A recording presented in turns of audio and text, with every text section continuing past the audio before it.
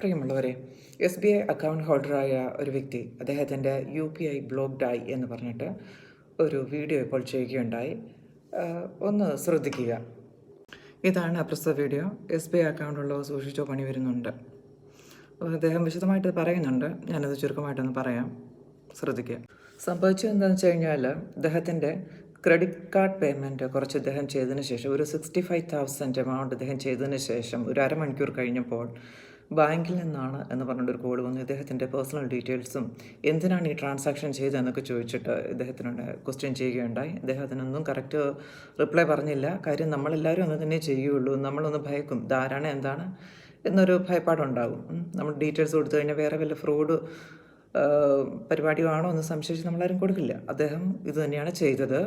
അപ്പോൾ അവിടുന്ന് വാണിംഗ് ഉണ്ടായി, നിങ്ങളുടെ UPI ഇപ്പോൾ ബ്ലോക്ക് ആകും എന്ന് പറഞ്ഞു. അപ്പോൾ ഇവരൊരു കോൾ അവസാനിപ്പിച്ചു. അതിന് ശേഷം ഒരു 5 മിനിറ്റ് കഴിഞ്ഞപ്പോൾ ഇദ്ദേഹത്തിന് ഫോണിൽ മെസ്സേജ് വന്നു, ഇദ്ദേഹത്തിൻ്റെ UPI ബ്ലോക്ക് ആയെന്ന്. ഇദ്ദേഹം കസ്റ്റമർ കെയർ കോൺടാക്ട് ചെയ്തു. അപ്പോൾ അറിയാൻ പറ്റി ആ നേരത്തെ വിളിച്ചിരുന്ന കോൾ ജെനുവിൻ ആണെന്ന്.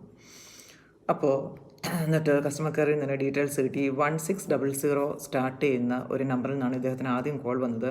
ഈ നമ്പർ സീരീസ് SBIയുടെ ആണ്. SBI റിലേറ്റഡ് കോൾസ് ആണ് വരുന്നത്. അപ്പം പലർക്കും ഇതറിയില്ല.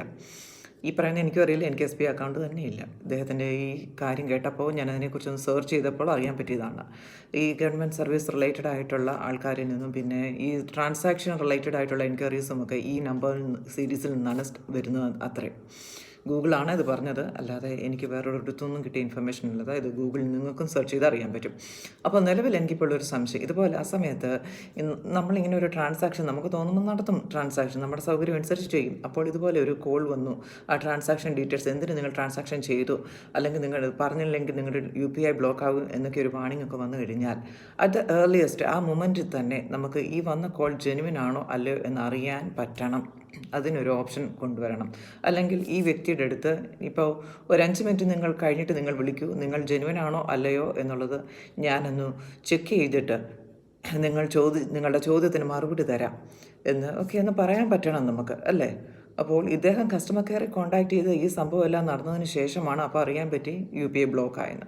അപ്പോൾ ഈ കോൾ വന്ന ആ സമയത്ത് ഞാനൊന്ന് കോൺടാക്റ്റ് ചെയ്തിട്ട് നിങ്ങൾക്ക് ഡീറ്റെയിൽസ് തരാം എന്ന് പറഞ്ഞിരുന്നുവെങ്കിൽ ഒരു പക്ഷേ ഈ UPI ബ്ലോക്ക് ആകില്ല എന്ന് ഞാൻ കരുതുന്നു. ഞാൻ അങ്ങനെ ചിന്തിച്ചു പോകുന്നു ഇപ്പോൾ, ഇല്ലേ? അങ്ങനെ ഒരു സാധ്യത ഉണ്ടായിരുന്നല്ലോ. കാര്യം ഒരു വന്ന ആ കോള് ജെനുവിൻ ആണോ അല്ലയോ എന്നുള്ളത് നമുക്ക് പ്രൂവ് ചെയ്യേണ്ടതുണ്ട്. നമ്മുടെ ഡീറ്റെയിൽസ് അയാൾ പറഞ്ഞു എന്ന് പറഞ്ഞു, ഇദ്ദേഹത്തിൻ്റെ ഡീറ്റെയിൽസ് അയാളുടെ പേര് ഇതാണോ എന്നൊക്കെ ചോദിച്ചു എന്ന് പറഞ്ഞു. ഓക്കെ, അപ്പോൾ അതേ സ്ഥിതിയിൽ തന്നെ ഈ വിളിച്ച കോളിൻ്റെ ആൾ ജെനുവിൻ ആണോ എന്ന് നമുക്കറിയേണ്ടതുണ്ട്. അദ്ദേഹം അത് ചെയ്യേണ്ടിയിരുന്നു, അതിന് സാധ്യത ഉണ്ടായിരുന്നു.